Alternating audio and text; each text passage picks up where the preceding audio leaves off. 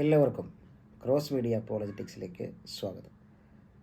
കേരള സ്റ്റോറിയും മണിപ്പൂർ സ്റ്റോറിയുമാണ് ഇപ്പോഴത്തെ സംസാര വിഷയം.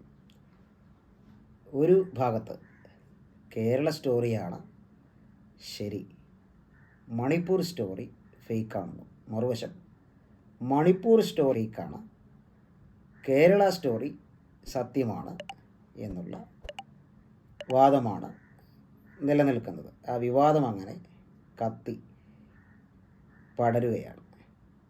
ചില പള്ളികളിൽ കേരള സ്റ്റോറി പ്രദർശിപ്പിച്ചു, മറ്റു ചില പള്ളികളിൽ മണിപ്പൂർ സ്റ്റോറി പ്രദർശിപ്പിക്കാനായിട്ട് പോകുന്നു. കേരള സ്റ്റോറി ന്യായീകരിക്കുന്നവർ കേരള സ്റ്റോറി ഹെയ്റ്റ് സ്റ്റോറിയൊക്കെയാണെന്നാണ് കൂറിലോസിനെ പോലുള്ള ആളുകൾ പറയുന്നത്. കൂറിലോസ് തിരുമേനി എന്നതിന് പകരം കൂറിലോസ് മൗലവി എന്നാണ് വിളിക്കുന്നത്. കാരണം പുള്ളി പറയുന്നത് ഇസ്ലാമാണ് ലോകത്തിൽ ഏറ്റവും സമാധാനം ഉണ്ടാക്കുന്ന മതം, വളരുന്ന മതം, മഹത്വകരമായിട്ടുള്ള ആശയം എന്നൊക്കെയാണ് പുള്ളി പറയുന്നത്. അങ്ങനെയാണെങ്കിൽ പുള്ളിക്ക് മൗലവിയായ മതിയല്ലോ. പണ്ടേ പൊന്നാനിക്ക് പോകേണ്ട ആളാണ് പുള്ളി ആ നിലയിലാണ് പറയുന്നത്. പുള്ളി പറയുന്നത് നമ്മൾ അത്ര കണക്ക് കൂട്ടുന്നില്ല. പക്ഷേ സമൂഹത്തിൽ ഇത്രയും ആളുകൾ അറിയുന്ന ഒരാളെന്ന നിലയിൽ അദ്ദേഹം ഇത് പറയുമ്പോൾ ആ അഭിപ്രായത്തിന് വിലയുണ്ട്. അതുകൊണ്ടാണ് നമുക്കതിന് മറുപടി കൊടുക്കേണ്ടതായിട്ട് വരുന്നത്. അപ്പോൾ കേരള സ്റ്റോറിയിൽ യാഥാർത്ഥ്യമുണ്ടോ? കേരള സ്റ്റോറിയിൽ കാണിക്കുന്ന ആ ജീവിതങ്ങൾ അത് യാഥാർത്ഥ്യങ്ങളല്ലേ? എത്ര അമ്മയപ്പന്മാരുടെ കരച്ചിലാണ് നമ്മൾ കണ്ടത് എന്ന് മാത്രമല്ല, അതിൽ നിന്ന് അത്തരം ട്രാപ്പുകളിൽ നിന്ന്, ലവ് ജിഹാദിൽ നിന്നൊക്കെ പുറത്തു വന്ന പെൺകുട്ടികൾ കരഞ്ഞുകൊണ്ടാണ് തങ്ങളുടെ അനുഭവങ്ങൾ പറയുന്നത്. അതിനെ നമുക്ക് നിഷേധിക്കേണ്ട കാര്യം ഇല്ല. ഉദാഹരണത്തിന് ഹദിയ എന്ന് പറയുന്ന പെൺകുട്ടിയുടെ കാര്യം നമുക്കറിയാം. ഹദിയയുടെ വിവാഹ സമയത്ത് മതം മാറി വിവാഹം കഴിക്കുന്നു എന്ന കാരണത്താൽ മാതാപിതാക്കളെ ഒറ്റപ്പെടുത്തുന്നു എന്നൊക്കെ പറഞ്ഞ് എന്തെല്ലാം പുകിലുകളാണ് ഇവിടെ ഉണ്ടായത്. മാധ്യമങ്ങൾ വലിയ ചർച്ചയാക്കി, വലിയ ക്യാമ്പയിൻ നടന്നു. ഹാദിയയ്ക്കൊപ്പം എന്ന് പറഞ്ഞ് വലിയ ചർച്ചാ വിഷയമാക്കി രാഷ്ട്രീയ പ്രവർത്തകരടക്കം.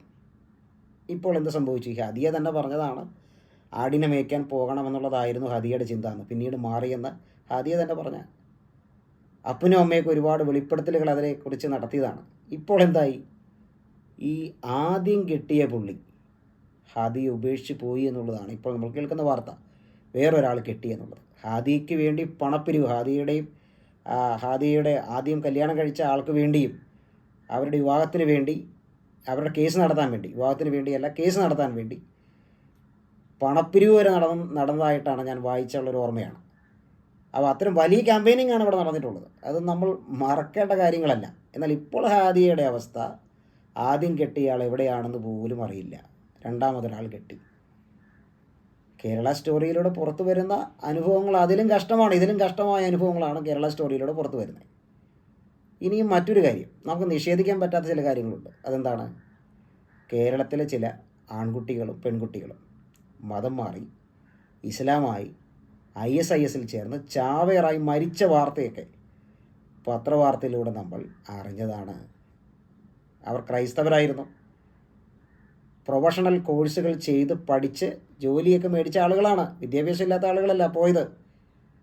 അപ്പോൾ അത് കേരളത്തിലല്ലേ നടന്നേ? അതിനെയൊക്കെ നമുക്ക് എങ്ങനെ നിഷേധിക്കാൻ പറ്റും? അപ്പോൾ കേരള സ്റ്റോറി എന്ന് പറഞ്ഞ് കാണിക്കുന്ന കാര്യങ്ങൾ യാഥാർത്ഥ്യമാണ്. ISIS യാഥാർത്ഥ്യമാണ്. ഇസ്ലാമിക തീവ്രവാദം യാഥാർത്ഥ്യമാണ്. ലവ് ജിഹാദും യാഥാർത്ഥ്യമാണ്.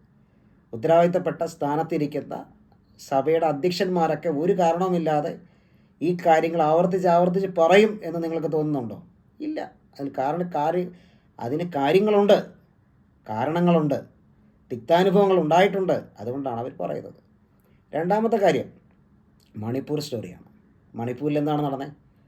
മണിപ്പൂരിൽ നടന്ന സംഭവങ്ങൾക്കെതിരെ പരസ്യമായി പ്രതിഷേധിച്ചവരിൽ ഒരാളാണ് ഞാനൊക്കെ. ക്രൈസ്തവർ കൂട്ടമായിട്ട് ആക്രമിക്കപ്പെട്ടു, സ്ത്രീകൾ ബലാത്സംഗം ചെയ്യപ്പെട്ടു, ബൈബിളുകൾ കത്തിക്കപ്പെട്ടു. തീവ്ര ഹിന്ദുത്വ ശക്തികളുടെ പിന്തുണയോടെയാണ് അവിടെ നടന്നത്. ക്രൈസ്തവർ തിങ്ങിപ്പാർത്തിരുന്ന ഗ്രാമങ്ങൾ കൊള്ളയടിച്ചു.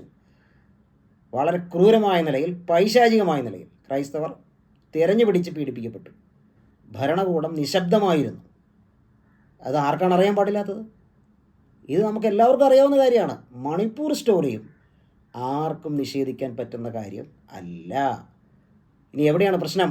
ഒന്ന് ശരിയാണ്, കേരള സ്റ്റോറി ശരിയാണ്, മണിപ്പൂർ സ്റ്റോറി ഫേക്കാണെന്ന് പറയുമ്പോഴാണ് പ്രശ്നം. മണിപ്പൂർ സ്റ്റോറി ശരിയാണ്, കേരള സ്റ്റോറി ഫേക്കാണെന്ന് പറയുമ്പോഴാണ് പ്രശ്നം. അങ്ങനല്ല, ഇത് രണ്ടും തുറന്ന മനസ്സോടെ നമ്മൾ കാണണം. രണ്ടിനെയും എതിർക്കേണ്ടതാണ്. ക്രൈസ്തവരായ നമ്മൾ രാഷ്ട്രീയ പാർട്ടികൾ പറയുന്നതിൻ്റെ താളത്തിനൊത്ത് തുള്ളുന്നവരാവരുത്. അതിന് കാരണം എന്താണ്? അവർക്ക് വോട്ട് വാങ്ങാനാണ് ലക്ഷ്യം. അതിനനുസരിച്ചുള്ള നിലപാടാണ് അവർ സ്വീകരിക്കത്തുള്ളൂ. ഈ പറഞ്ഞ ആളുകളുടെയൊക്കെ നിലപാടുകൾ നമുക്കറിയാം. പക്ഷേ ക്രൈസ്തവരായ നമ്മൾ ഈ കാര്യങ്ങൾക്ക് തുറന്ന മനസ്സോടെ കണ്ട് ഒരു നിലപാട് സ്വീകരിക്കേണ്ടതാണ്.